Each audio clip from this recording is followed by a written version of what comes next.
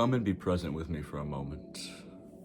Feel the sensation that you have on your fingertips, your toes, how your breath feels as it goes within your body and goes back out of your body.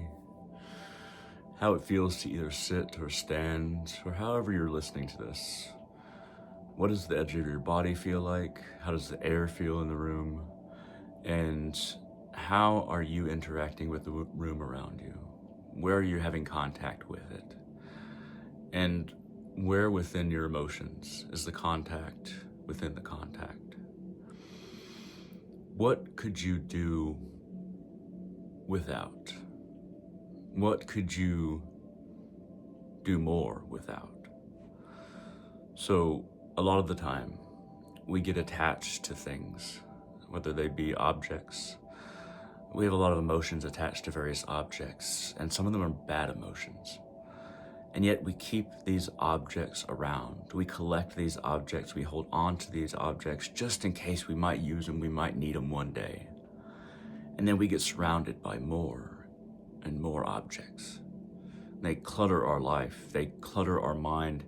In a way, if we have emotional attachments, especially to objects, we have negative emotional attachments to, where we have negative emotions that kind of float around an object for us when we look at it, when we think about it, when we're in contact with it. The best thing to do is to be able to let that object go, to get rid of it, but something we just hold on to. We just want to keep it for some reason. We have so much stuff in the modern age in general, consumerism, capitalism. There's all kinds of stuff that we surround ourselves with, and there's too much of it. It's almost like we're surrounding our mind with all kinds of thoughts that don't need to be there, that clutter our very mind.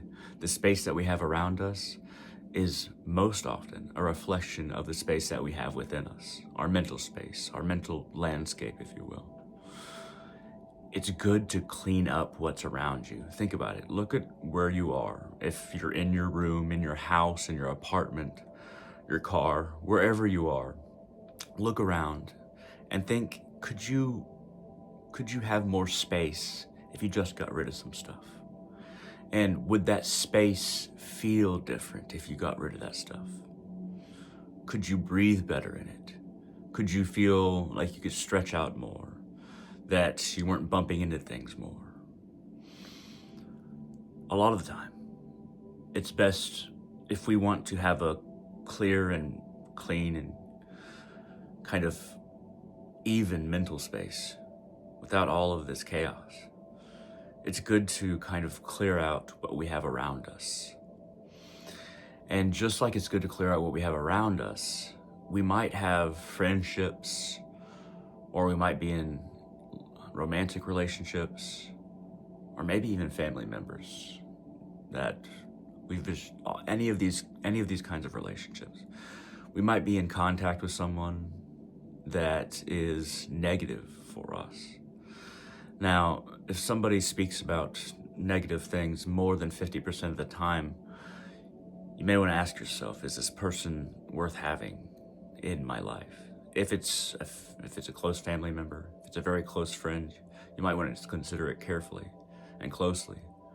But we often collect people like we collect things, and then once we get used to having them around, once we get used to our life with them in it, then we don't want to let go of that person that's also like an object that we've collected. We don't want our world to be without that person. But we have to ask ourselves, would we be better off without that person in our life? We do not have to be cruel. We do not have to be mean. We do not have to cut somebody out in a way that is negative or toxic. We can let that person out of our life nice and easy if we want to have a more peaceful environment, and if that person has become very unaligned to peace and our inner peace. And sometimes people just aren't meant to be around each other, certain people, and that's okay. It doesn't mean that either person is bad, but sometimes we're just better and freer without certain people in our life. We're less bound. We don't have this suffocation.